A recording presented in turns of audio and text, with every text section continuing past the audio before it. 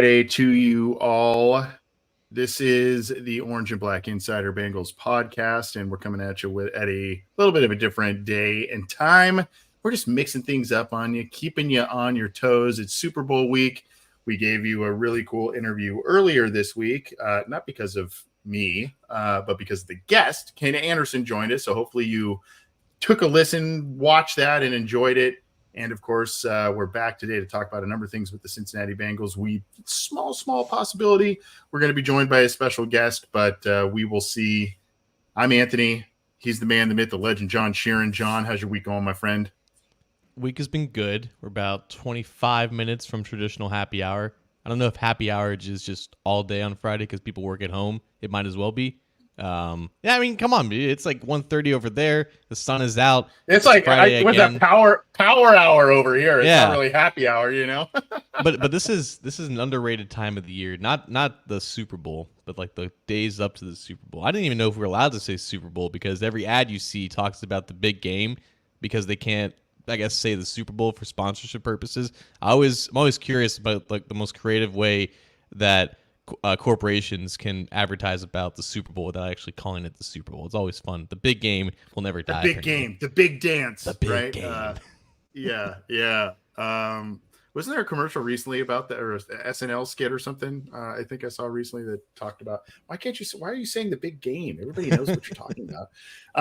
The commercials are always kind of fun too. I seem to miss them. So like the day after recap of all the commercials is always kind of nice because, you know, if you're watching with a bunch of people or something, it's kind of like, you know, right. You're talking, you're missing some of them. Some of them you pay attention to. I remember some of the ones recently. There was like a Home Alone one that they recreated with an adult Macaulay Culkin. I thought that one was pretty cool. And then there's a Ferris Bueller one when he was like a dad or something. That one was pretty cool too. So I don't know. There's a whole bunch of them. I mean, there's some classics for sure.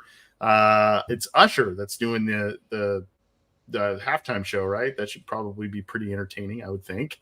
So paying attention to that. And of course, there's two teams that are playing.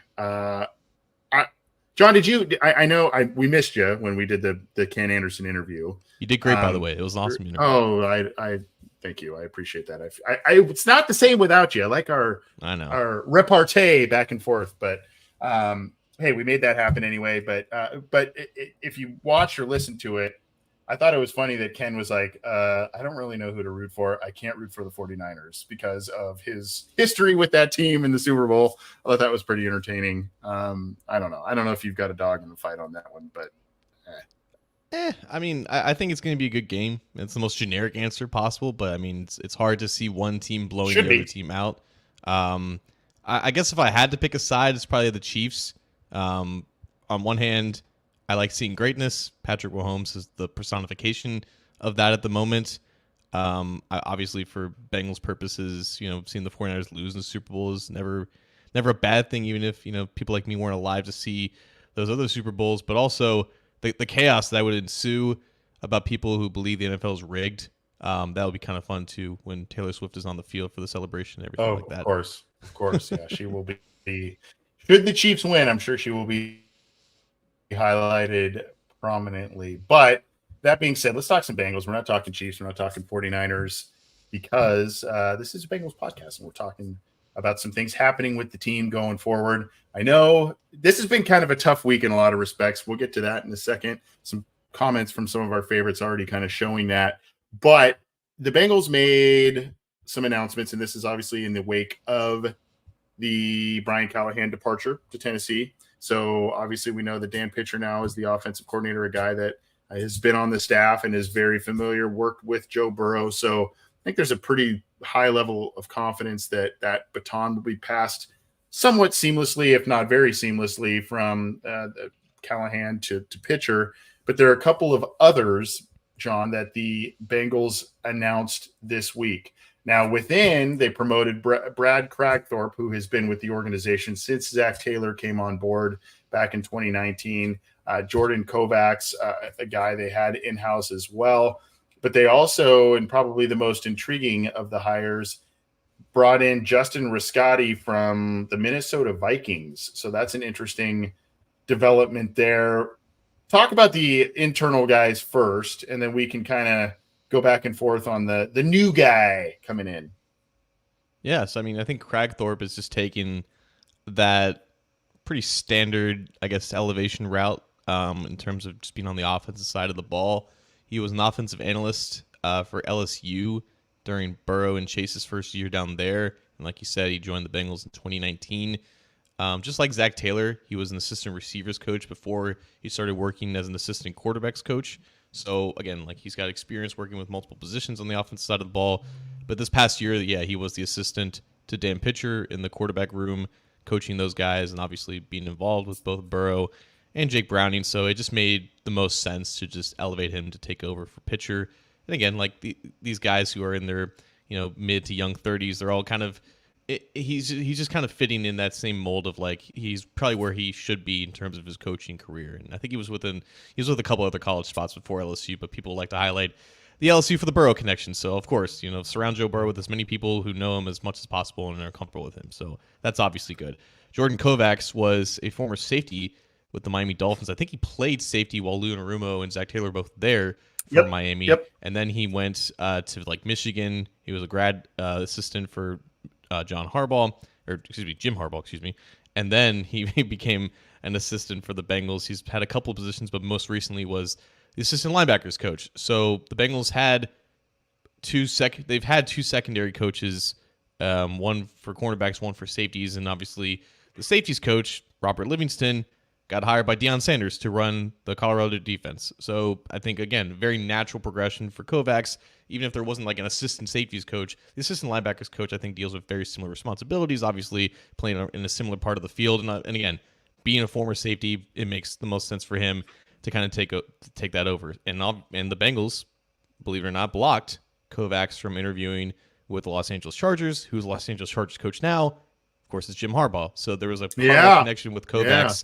Potentially a reunion there. Obviously, Harbaugh's getting everyone that he knows in the coaching realm to join that staff. And Kovacs would have been on his list for a position I would assume is similar to safeties coach. But the Bengals, I think, Anthony, is the biggest thing here is they prioritized him at that position because of just how important development is for their safeties, Dax Hill and Jordan Battle. There's going to be probably more turnover there. Getting the guy that they know can coach the position and has experience with the position and that they've had in the building for many years, I think is the reason why they decided to, make sure that Kovacs sticks around.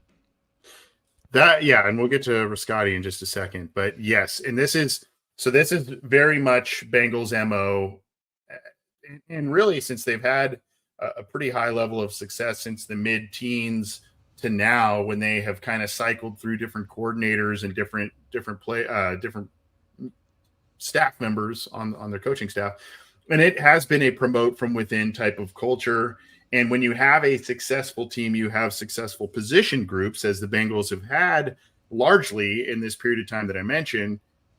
That's where you kind of say, let's just kind of keep what we're doing and the approach being the same, the developmental styles being the same. And I think in the case of Kovacs, it's not only telling that the Bengals blocked him from being interviewed, but it's telling to me, John, that the Bengals are prioritizing the development of the safeties. They liked what they saw out of Jordan Battle. I think a lot of people liked what they saw out of Jordan Battle towards the end of the season there. They liked what they saw there. They realized that, man, this was a big, big change from losing both Von Bell, Jesse Bates last year, and then, there was a dip in production across the board there, but a big year for the safeties this year. Dax Hill had some nice moments, had some not so nice moments this year, had his hands on a lot of passes that you felt like, man, you could have had at least probably 2 or 3 more interceptions this year potentially. I always think back to that Jaguars game where he was like diving for one in the end zone. It popped up and it became a touchdown pass somehow. But there are a couple of those in Dax Hill's year last year, and you just kind of hope like, hey, what Livingston did, you still have Anarumo in the building. Let's kind of keep the messaging the same. Let's work on the development there. And now you have, yes, you lose your secondary coach, but you bring a guy in who has already been working with these guys. So let's kind of continue to build upon what was built, especially towards the latter part of the year with a guy like Battle. Pretty much, yeah. And I think looking back at maybe like right after the season ended at potential coaching changes, I think many people thought that maybe a couple of guys should probably exit and get some like fresh thoughts there. Livingston came to mind to me just because he had been with the team since 2012. Like I think he was like the longest tenured assistant aside from Darren Simmons, one of 7 holdovers from the Marvin Lewis era. And I think just the fact that he's been around for a long time, coupled with underwhelming production from the position that he coached, I think it made sense to get like a new face in there. But obviously, if you're Luna Rumo, and there's just so much riding on this season with how 2023 ended up, and specifically in the part of the defense that you kind of specialize, I think there's a lot of pressure on him to get that right. So I think it's a good mix of a new voice in the room, but someone who's still familiar with the scheme, familiar with Inarumo's coaching and style and all that stuff. So I think it's a good mix of something new with keeping some sense of continuity for sure.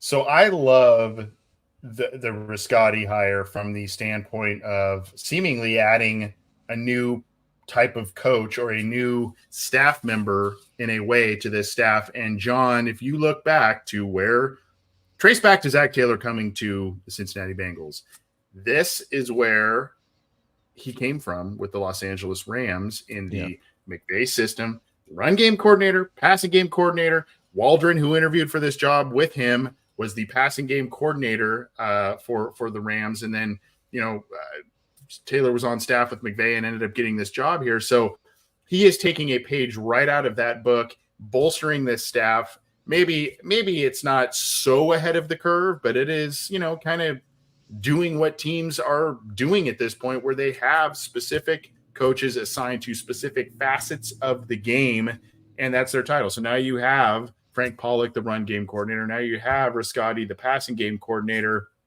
and you continue to have likely this brain trust of an offensive system with Taylor, pitcher, and Cragthorpe and others now that are all pitching in here. A lot of things going into this. My initial thought is Callahan leaving. It may not be as simple as just Dan Pitcher take over for Callahan, Cragthorpe take over for pitcher. I think because Callahan had been here for 5 years, him leaving, it creates more turnover than maybe we kind of expected, which makes sense to bring in someone else to kind of take the load off of both Pitcher and Cragthorpe, and obviously Zach Taylor as well. So I think getting another voice in there with concerted responsibilities, I think will make everyone else's job easier. But also specifically with what Riscotti has been accustomed to doing in his background and everything like that, him coming from the Vikings as an assistant offensive line coach is very interesting. They have a very athletic offensive line, so he knows what it's like. He knows what it's supposed to look like, as opposed to maybe what the Bengals offensive line looks like. They've gotten a lot of production out of those guys. Like Ezra Cleveland was just a midseason or like a late training camp ad. I'm forgetting which one of the two, but like he came from the Jags and like he fit in really perfectly. He was a really good athlete, fit in that system well. They've seen great results from Christian Darrisaw. They've gotten development out of Garrett Bradbury. Brian O'Neill's one of the better right tackles. Like they've gotten a lot of development out of their offensive linemen, and they've known how to prioritize it. And I think having someone who is experienced with seeing what it should look like and how this should kind of work, I think getting another set of eyes and ears and an opinion on the offensive line play is always good, and specifically with the passing game and just what his job is going to detail. Coming from the Viking system where it was a lot of like Kevin O'Connell, the offensive or the head coach, he comes from the Rams system as well, where they did a lot of under center play actions, rollouts and everything, and a lot of crossing routes. I think a lot of stuff that the Bengals have been wanting to do over the past year, but they couldn't with Joe Burrow being injured and not able to drop from under center. I think having someone else who's experienced in that realm that can further and better implement some of these schemes and these these concepts. I think that's a positive in and of itself. So it's all these things kind of coming together, and then you just figure they created a new position just to bring him in. Like, they didn't just hire him as the assistant quarterbacks coach, which would have taken over for a Crabthorpe was. They gave him a new position, which either means there's not going to be an assistant quarterbacks coach, or that's just the extra spot role that they added to this coaching staff, which means that they prioritized him and they created a new spot just to bring him in. And I think it is going to yield positive results. I was listening to most everything you just said. I don't know if you saw me looking weird. There might be an apocalypse happening on the West Coast here. We've had about 6 straight days of rain, and I think, unless something weird is happening in my house, I think we just had a slight earthquake that just occurred. Yeah. So yeah. But hey, I'm okay. Nothing fell. I'm not hearing anybody scream. Yes. I don't know. Maybe there was something else that was happening here, but I've sat through a few of those. Kind of felt like there was a small one there. Anyway, regardless, I agree with especially the first portion of what you said with the development of offensive line players, talent, the athleticism on that. But the other, I'm just going to piggyback on that, John, and look at the quarterback play and what the Vikings were able to do with all of the quarterbacks they had to play last year. Cousins was off to an immense start last year before he got hurt. He was, last year he was playing really well. And then, you look at the trade for Dobbs, right? For a month, you're going, who is this guy? Where has he been? Right. And then of course it kind of fell apart. Then they moved to Mullins, and Mullins had, despite 2 really weird turnovers in the red zone for the Bengals, I mean, he kind of like put together some nice moments there as well. So, I mean, you kind of look at it. Yeah, it's about the offensive line, but they got success out of the passing game last year with 3 different quarterbacks. And yeah, they had to kind of pull the hook on, here and there on them, but they did a lot better in that regard after Cousins went down with an injury than I think a lot of people would have imagined. And they were in it at the end as well. That's why that game between the Bengals and the Vikings at the end with Mullins under center was such an important one for both teams. So I don't know. I mean, that's kind of what gets me jazzed a little bit about this is not only the offensive line aspect, but you look at the quarterback play that was on display last year, how much he had a hand in that directly to be determined. I would assume he pitched into some capacity there. And then, I mean, you've got Joe Burrow here coming. I mean, I don't know. I just feel like there's some really high potential for even more improvement this year for the Bengals in the passing game. I think the fact that, I mean, I was talking to our friends Daddio and Hoji the other day, and how Daddio, they're all right. I think we didn't do a show this week, but we talked a little bit behind the scenes. They're getting some cosmetic surgery or something like that, and Daddio had asked about the idea of the Bengals hiring a pass game coordinator. I'm like, that doesn't really make a lot of sense to me, considering, like you said, like the Rams at that time, I don't think had an offensive coordinator. They just had 2. A pass game and a run game coordinator with McVay calling the plays. And I figure that, Zach having an offensive coordinator here in Cincinnati would, I guess he wouldn't really need a pass game coordinator. So I was surprised at the idea of them hiring a guy like that in the first place. But I think it's a sign that, yeah, like there's just maybe too much change with the departure of Callahan and just the need for an extra pair of eyes and ears to kind of help out the process and keep things kind of smooth and going, and getting someone who's familiar with succeeding at some of the concepts that the Bengals want to succeed in. It makes all the sense in the world. And I just wanted to amend something. For whatever reason, I thought Ezra Cleveland started in Jacksonville and went to Minnesota. It was actually the opposite. I think the Jags traded for him or picked him up in the middle of the season, but he was significantly worse with the Jags compared to the Vikings. I don't know if that's just a Jacksonville problem, but again, the scheme has been working with Minnesota. It definitely hasn't been their offense that's been the problem there. And getting someone from that system, yeah, it's pretty good. Yeah, good call. And who knows what this does to the under center stuff, right? I mean, how that works. I know Zach Taylor at the end of the year said, "Look, Joe Burrow doesn't have that calf injury. We were going to run more of that stuff early in the year anyway, but maybe this just helps further that, kick that can down the road a little bit, so to speak, and further develop that." More like you said, with at least a hand in a track record of success coming over here, adding to an element that the coaching staff hasn't had, and really based on there's a lot of things to like in the passing game, particularly when you saw Browning come in and take over the stretch in the middle of the season with Joe Burrow winning games against high quality teams. But there are elements that need to be improved. And if he can come in here and kind of galvanize some things, nothing wrong with that. But the Bengals announced 3 new coaching positions or elevations, so to speak, the 2 internal and the 1 external coming in and helping them out there. So that is the latest on the Bengals, and we think that those are probably some natural fits. There are some risk involved, and we talked about some of those coordinators that left in the past, and the Bengals brought back in. There were some good moments. I mean, you look from Zimmer to Gunther. Gunther kind of kept the ship afloat, but didn't have as high performing defenses as Zimmer. So you kind of hope that at a minimum, that's kind of where the bar is. If not, let's just keep this thing rolling where it's been over the past couple of years. But unfortunately, we had this conversation with Ken Anderson, and we had to bring up, and I hate bringing it up with him, about the snubbing of the Hall of Fame.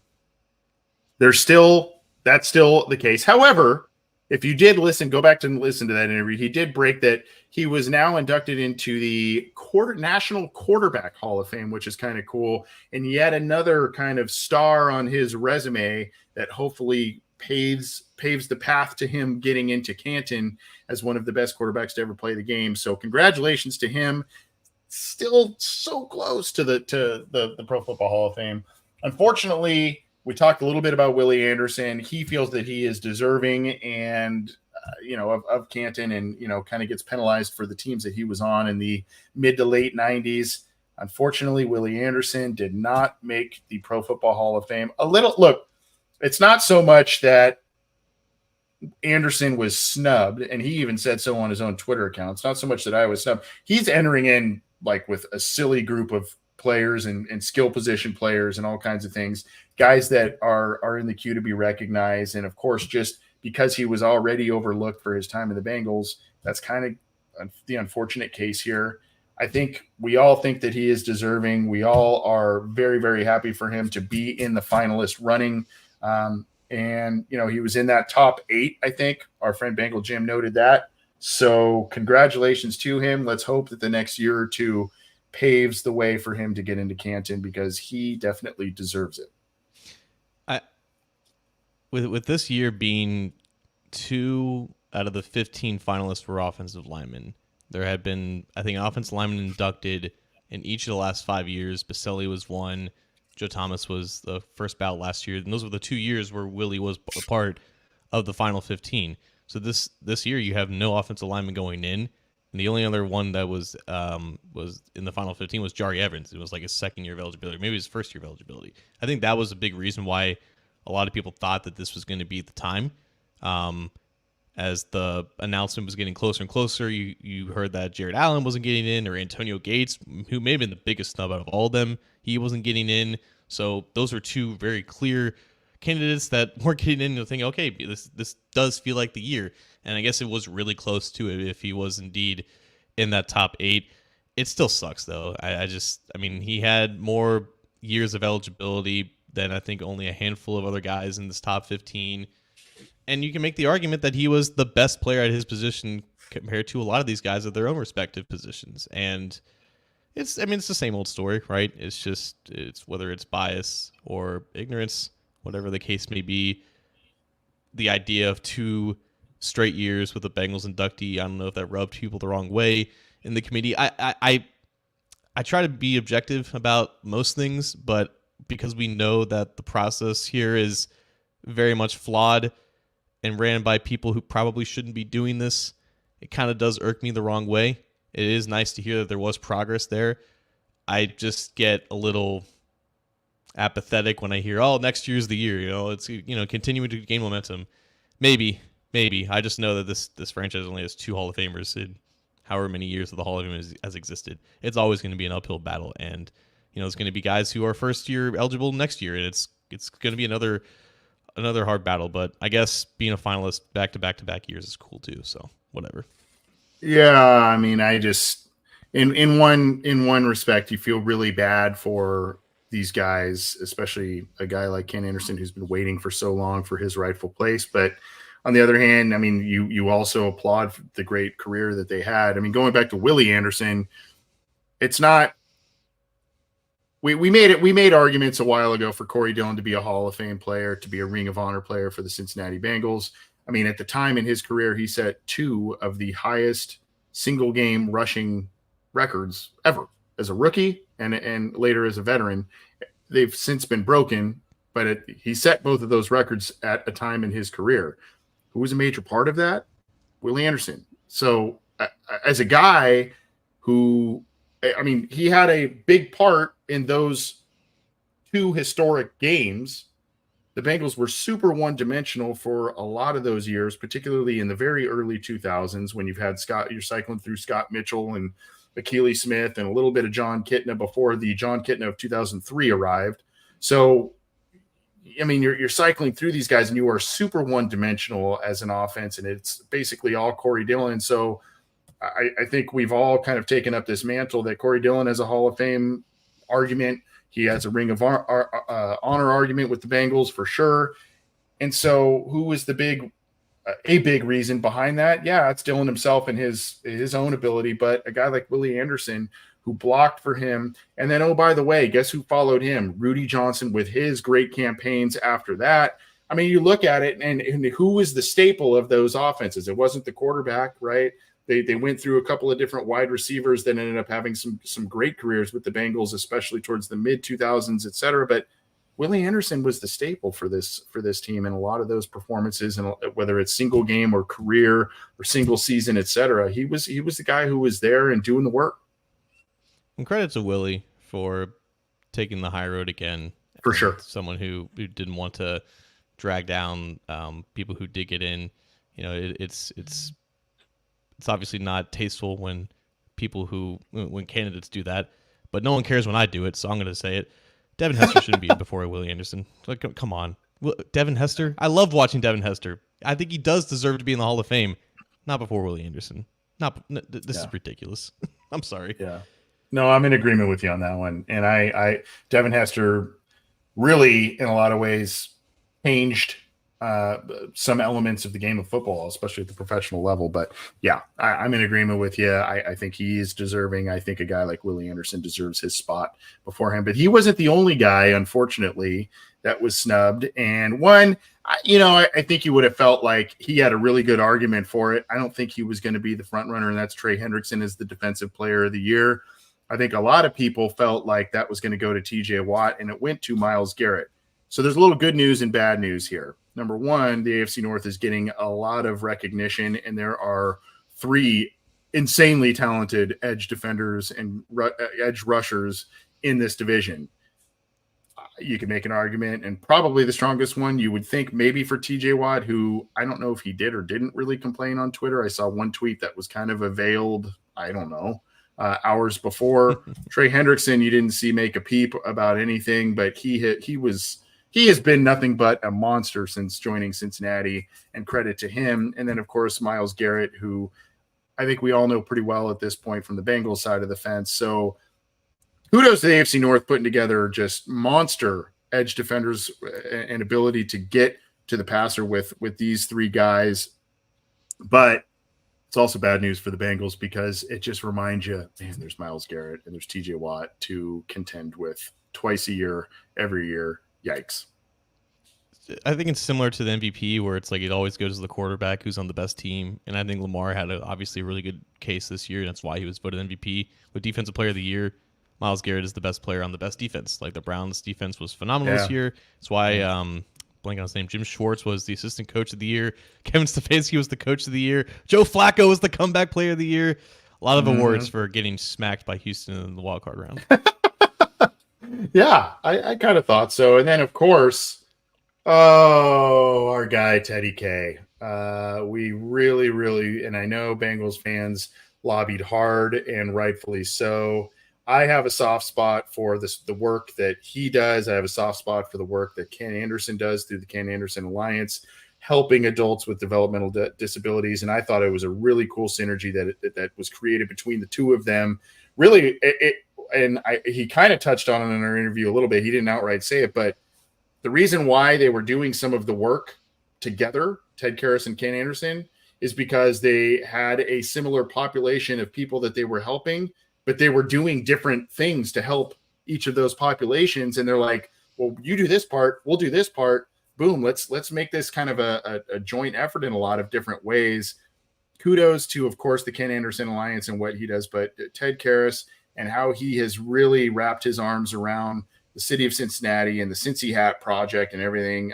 I thought he was deserving, and yet here you go. Myles Garrett, the Cleveland Browns, wins Defensive Player of the Year. A Pittsburgh Steeler wins Man of the Year. And Teddy K, he didn't get there, but still amazing work what he has done. I thought he was maybe the shoe-in to win it, but maybe I was just wearing orange-colored glasses. It's always it's always a little tricky arguing who is more generous and more noble with the community. You know, like shout out Cam Hayward. Personally, one of my favorite Steelers. I think he's a phenomenal person. He's always been a great player. But yeah, I think anyone who's worth being nominated for that award is obviously a really cool dude, and would have been cool if both, Ken Anderson was the Man of the Year before it was the Walter Payton Man of the Year back in like 75. Yep. So would have been cool if those two share the award, but maybe next year. I will say, and props to Ken Anderson for bringing this up in our interview and reminding us about it, whether it was the Walter Payton Man of the Year or just the Man of the Year at this point. He said it was the Dodge Man of the Year, and he won a Dodge Charger, I think, or Challenger when he won it. So pretty cool story. Hot rod that Ken Anderson won for winning that award at the time. But he said there was a long track record in the city of Cincinnati and with Cincinnati Bengals players of winning the Man of the Year award. He won it. Boomer won it. Anthony Munoz won it. And so this is not something that, it's not like the Bengals have never won this award. There is amazing work being done by a lot of different Bengals players, past and present. Teddy K, definitely no exception on that front. And kudos to him for being what I think was one of the he had to be on the very short list, I think, for all the work that he did and the fan support that he received from that. So kudos to him. Congratulations, begrudgingly, to Cam Hayward for winning the award. And so Bengals didn't have the best week in terms of awards and accolades. Oh, well, it is what it is. This is the Orange and Black Insider Bengals podcast. We're going to be here for just a little bit longer. We've got a free agent profile to get to. I don't think our surprise guest is going to make it, unfortunately. We'll kind of tell you a little bit about that maybe towards the end of the show there when we drop the mic. But we're going to get to a free agent profile in just a second. Before we do, I want to remind folks that you can get this show on your favorite audio streamer through the Cincy Jungle podcast channel, whether that's on iTunes, Stitcher, Spotify, Google Podcasts, iHeartRadio, all of the major ones. We are there. You have to subscribe to that Cincy Jungle podcast channel. Give it a rating, hopefully a 5-star one. That helps us out if you like what we're doing as a channel and as individual episodes. We appreciate that. And of course, if you like the video side of things, you got to give a thumbs up to the Cincy Jungle Facebook page with about 80 plus 90,000, I don't know, something like that. Go give a thumbs up there. We stream live there as well. And for all of the content in video format from this particular show, we also house the 3 and Out show on our YouTube channel. You can go subscribe to the Orange and Black Insider icon underneath the Cincy Jungle logo there on John's side of the screen, bottom corner. Click that. Click the subscribe button. Click the bell to be notified when we go live and when new content is available. And, of course, give us a thumbs up for the show, the video. That helps us with all kinds of different things, visibility. And we love to feel your pats on our back as we do our shows here. But I'm going to let John take the stage here for our free agent profile. I'll put this up, the profile you put up on A to Z Sports about this particular player, and an interesting one based on the coaching situation we just talked about. So it fits in nicely for a couple of different reasons, and a guy that, again, you would take from a team that you are competing hard against, and your gain would be their loss. Well, I mean, there's the intro right there. The last time the Bengals were a last place team in the AFC North was 2020. Entering the 2021 offseason, how do they get the edge back in the area that they needed the most, right? How did they solidify a weakness back into a strength while also hurting a team that they wouldn't mind hurting? I think Gino Stone, the safety from the Ravens, makes perfect sense here. And honestly, would be reminiscent of the Bengals taking Mike Hilton from the Pittsburgh Steelers in a lot of ways, in a lot of similar ways. I could give you like PFF stats. I could tell you that he graded out at 85.3 in coverage this year. I could tell you that he led the NFL in interceptions with 7, even more than Jesse Bates. I could tell you all that stuff, but I think with Gino Stone and going from the Ravens to the Bengals, you have to continue to look at the factors and the attributes that the Bengals would look at in order to sign a guy to a multi-year deal. Is he young? Is he ascending? Is he looking for a second contract? And by ascending, I mean, is he about to start playing his best football, or did he just start playing his best football? Therefore, you're getting the most value out of him. And does he have experience in the biggest games? Does he have experience playing against really good teams and for really good teams and deep into the postseason? Gino Stone is not even 25 years old. He's going to turn 25 in April. This is his 4th year this past season with the Ravens, and it was the first time he played over 1,000 snaps. He logged, I think, exactly 1,000 snaps within the Ravens defense, primarily because he had some injuries, I believe, to Marcus Williams there at safety, which is why I think he led the Ravens in snaps played for safeties. But he had like 1,000 snaps going into this season, then he had 1,000 this year, and the Ravens defense was better for it. They just had him back there at free safety, either patrolling middle of the field or maybe some of those half coverages. And again, we can go into the data, we can go into all that stuff, but Anthony, there's a video in this article that I would love for you to play for the audience. I believe it's like a little bit down towards the end, and it features a nice breakdown of a play that, again, when the Bengals are going through these pro scouting profiles, they're going to try to find anything that they can in terms of like, okay, how's this guy going to fit in? Is there an example of anything? I think it's a little bit further up, maybe. I'm not sure if the tweet loaded on your screen. I can share my screen if that would help. Yeah, it's a little bit up there. Okay. Right. Is it right up here? Yes. Is it from Josh? No. It's a tweet. It might not be loading on your screen. Anyways, I'll just spoil it. So it is Gino Stone's interception against Joe Burrow. Pull that up here. Give me a sec, or if here I can share my screen.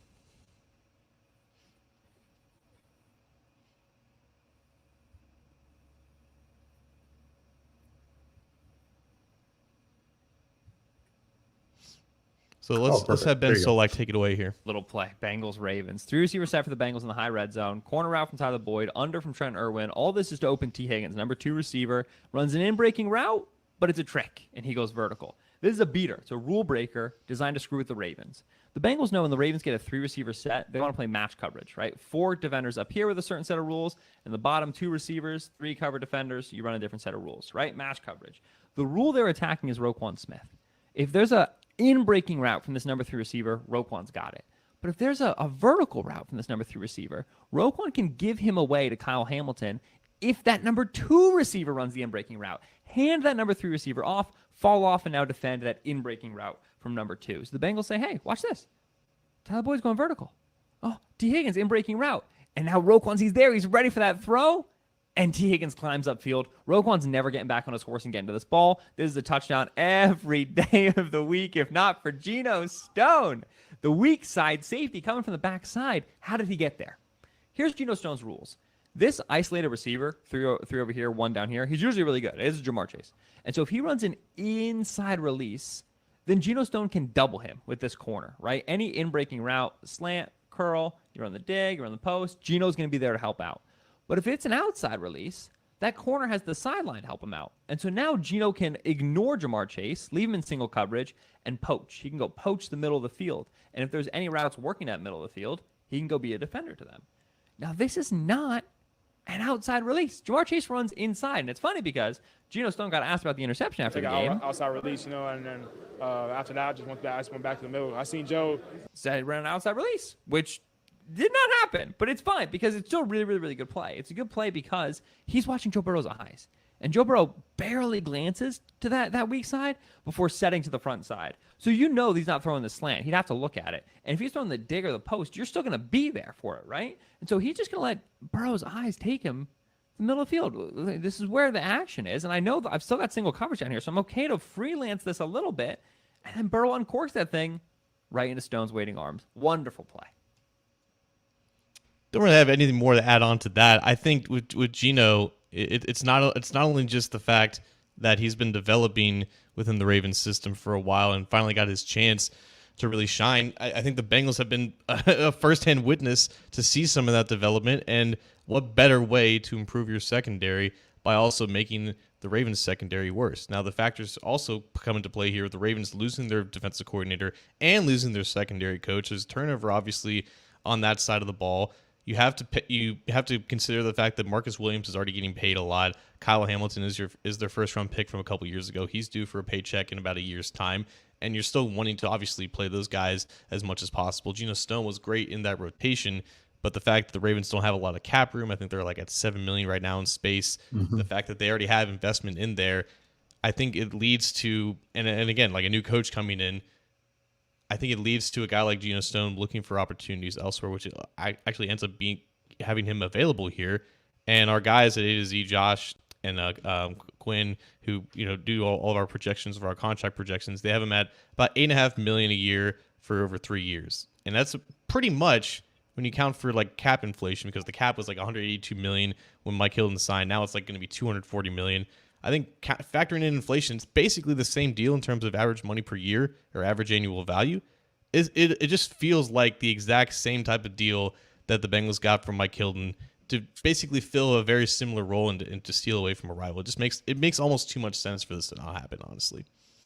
So explain a little bit how you see him fitting in, because he's kind of, like you mentioned, in a rotation with the Ravens right now, right? He's kind of doing a couple of different things with them. How would you see him in the Bengals system fitting in? What strengths and scheme? What do you see from him? I mean, obviously that was a great breakdown from Ben Solak there about the play, but how else would you see him fitting? I mean, you've got Nick Scott, you've got Mike Hill. Now, there's all these players on the defense where you go, okay, let's get Gino Stone. What do we do with him once he's here? Right. So the Bengals need more than anything someone they can trust to patrol deep zones at safety, because right now it's not Dax Hill, and it wasn't really Jordan Battle's strength coming out of college anyways. They really needed Nick Scott to do that. It's the whole reason why they brought him in, so they can allow Dax to kind of stay close to the line of scrimmage and maybe ease him into more of those deep responsibilities. As soon as Nick Scott just proved to be a liability, they had to force Dax back there probably before he was ready. They were doing too much with him. They were moving him around too much, and that's why I think he had as inconsistent of a year as he did.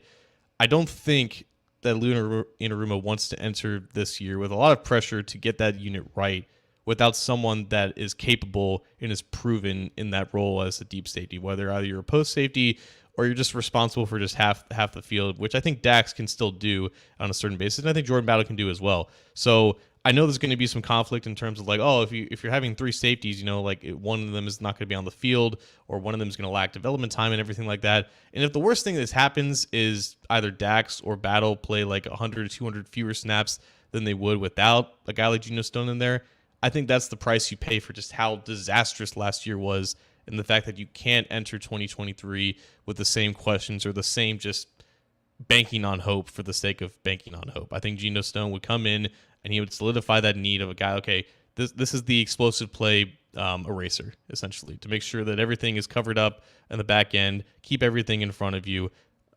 There is, I guess, the risk of last year being the fact that it was his first full year as a starter, and it was such a really high. You don't know if that's sustainable and everything. It's kind of similar to Trey Hendricks in that regard. Like, Trey didn't really break out until his fourth year with the Saints. He had 13.5 sacks. There's a lot of criticism about banking on him being that same guy or even better, and obviously that worked out for the Bengals. But I think it's a lot of similar factors here. Stone was a 7th round pick who just bided his time within a really good defense, and once he got his time to shine after a few years of development, he's the player that he is now, and he's not the guy that's going to necessarily break the bank. So I think it makes sense financially as well. I love it. I mean, I love it, and I don't think that he would be an absolute game breaking type of player. But if you can recreate at the same, if not very close to the level of what we saw in 21 and to a little bit to a lesser extent in 22, in the fact that what Bates and Bell gave you. And then, of course, you had Trey Flowers in there as kind of a niche player. You had Mike Hilton, and you can kind of mix and match. Now you've got Dax. You've got, I would assume, a Gino Stone, and correct me if I'm wrong, maybe to make room for that or to make that make sense. Maybe that means Nick Scott is gone at this point. 100%. Yeah. So, but if you're able to kind of recreate some semblance of that defensive formula in the secondary with those players, you get further development from Battle, you get further development from Dax Hill. Maybe you slide Dax Hill into a different role if you bring in Gino Stone, that sort of thing. I like the idea of it, and it's not especially. I mean, yeah, it sounds kind of like a lot at $8 million for a guy that got his first real shot last year. I mean, I don't know. I think that this is a pretty solid move if the Bengals were to make it. And the last thing I want to cover, because I know the Dax Hill situation or dilemma is definitely going to be a talking point this offseason, just about what they're going to do. Like Duke Tobin was already asked about him, and I think the answer that Duke gave was he's confident in his ability, but there's questions, or at least there's uncertainty about what the plan is going forward, and the fact that there needs to be a concrete plan for just how to implement him. I think with Dax, if they're committed to him being the free safety and just having that role that he tried and failed last year, I think he can eventually get better and he can be okay. But if they commit him to being more in the box and potentially even taking over from Mike Hilton as the slot defender, he can be more than okay. Because right now, Dax is pretty good close to the line of scrimmage. He's not so good the further you move him away. Yeah. And if they continue to develop him, I think he can get better as a deep safety at the Geno Stone role, if you will. But I think if you continue to develop him where he's already pretty good, he can become potentially great. And I think that's the best way to maximize him and utilize him going forward. Again, if Nick Scott had been better and they were doing as much in terms of moving Dax around, I think his 2023 would have been better, and maybe we would be feeling a lot better about where he's going forward in terms of just replacing Jesse Bates. But that didn't happen, and now they're in the bed that they made because they didn't pay both Bates and Bell, and they tried to get cheap with Nick Scott, and it failed miserably. So I think this is the best way to salvage that without giving up on Dax Hill entirely. Like Dax is, I think he's a fine player. I think he should continue to be featured within the defense, but there has to be a realization about what he does best and where he can develop the best. And I think the best version of him is playing closer to the ball. Well, I think we all have confidence in Lou Anarumo that he'll figure out that formula after a season's worth of tinkering with things. And like we said, there are some positives at the end of the year in terms of Jordan Battle proving that he's the part and other elements. We're going to drop the mic and get out of here. I've got a few quick things as my guy Strawberry Ice noted here. I'm going back to back on this thing. I'm hopping on his show in just a little bit here. So if you can't get enough of me, which I'm sure that is for sure not the case for for a lot of people, I will be talking about some of this same stuff and other stuff with our guy, and go subscribe to that channel for sure. I did, by the way, John, look at this. I don't know if you can see it, but Orange County Register, 4.6 magnitude earthquake felt. Oh my God. So I was accurate about that. And real quick, the special guest, I guess we can kind of tease it. We're going to try and get him back more free agency in the draft. I just want to give him a shout out. Anthony Munoz I asked him late. He was incredibly responsive. He had an insanely busy week. He was at in Vegas and all kinds of different things. He was very responsive, very polite, and it was kind of on me because I asked him late in the week. Wasn't sure if he was going to make it. He tried to make it happen today, just couldn't. But he was incredibly gracious and a guy that I didn't want to pester, but just a really great guy. We'll get him back on again. He's been on our show a few times, which is awesome. And, who the hell am I? And he's, being incredibly gracious and nice to me. And, so even though we didn't have him on, would have loved to have had him on today. It was a little bit of a long shot. Just want to say thank you to him for not only being on the show in the past, but being willing to come on, even though we couldn't make it happen, and being so polite about it going forward. And I mean, as if we would expect anything else from him anyway. Love Anthony, obviously great name. Know a lot of great guys with that name. Of course. His finger still scares the crap out of me every time that I see it. I feel so bad for him. But again, great guy. A guy who's not a great guy, and I love to clown. Actually, you know what? I'll take a step back. You know that scene in Good Will Hunting when Robin Williams is talking with Matt Damon on like a park bench, and just goes on like a monologue for like 5 minutes. He like starts the whole thing with like, oh yeah, like you annoyed me in therapy the other day, but then a thought occurred to me, and I haven't thought about you since. That's kind of how I feel about. There's a Steelers fan on Twitter. His name is like Pickensburg or something. I think a lot of Bengals fans know who he is. I haven't thought about him in a long time because I have him muted, and he's just irrelevant to me. But then I saw him pop up on Twitter in the best possible way because he had bet $1,000 on Damar Hamlin winning comeback player of the year. And then he tweeted out, oh, DraftKings is giving out free money now because he made this bet in like August. That's when he tweeted it. And then when obviously Damar Hamlin didn't win comeback player of the year, DraftKings tweeted this out at him. And I can't think of anything more humiliating than losing $1,000 bet, giving essentially a corporation $1,000, and then having that company just meme the crap out of you and laugh at you. It couldn't have happened to a better person, and it made my Friday.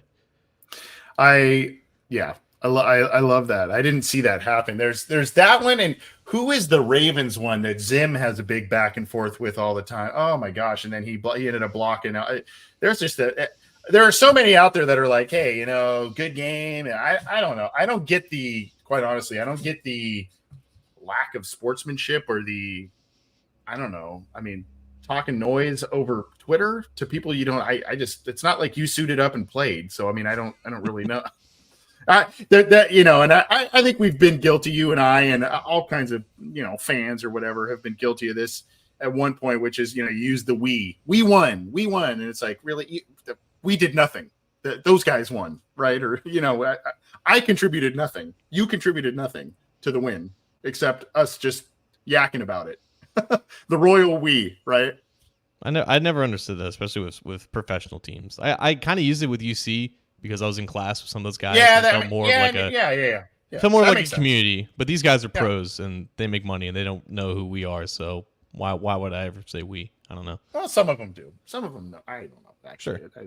Nobody knows us. Just only when we bug them to come on the show. That's how they know us. They're like, oh, those annoying guys. Hey, John, thank you for coming on, my friend. Thank you for preparing that Gino Stone. Great stuff. Go to A to Z Sports as well as CincyJungle.com for all your news, opinions, analysis, Super Bowl coverage, draft coverage, free agency coverage. We're going to have you covered on both of those sites as well as on this podcast. And you can get this show along with the other great ones on the Cincy Jungle podcast channel, iTunes, Stitcher, Spotify, Google Podcasts, iHeartRadio, Amazon Music. On the audio side, we got you covered. Cincy Jungle's Facebook, our YouTube channel. Subscribe to that underneath John and that Cincy Jungle icon. Hit the like button. Appreciate all of you. Seeing a lot of familiar names, some new names in the chats as well. Love that. We'll be getting you all kinds of different stuff on this show with free agency, the draft, and everything to get you started. We may also have some direct coverage at the Combine from Cincy Jungle and/or this show. We'll let you know about that. Take care, everybody. John, you have yourself a good weekend. You start hitting that happy hour, buddy. It's a little early for me, but you start hitting it for me, will you? The big game. The big game. Let's go. The big dance. The big game.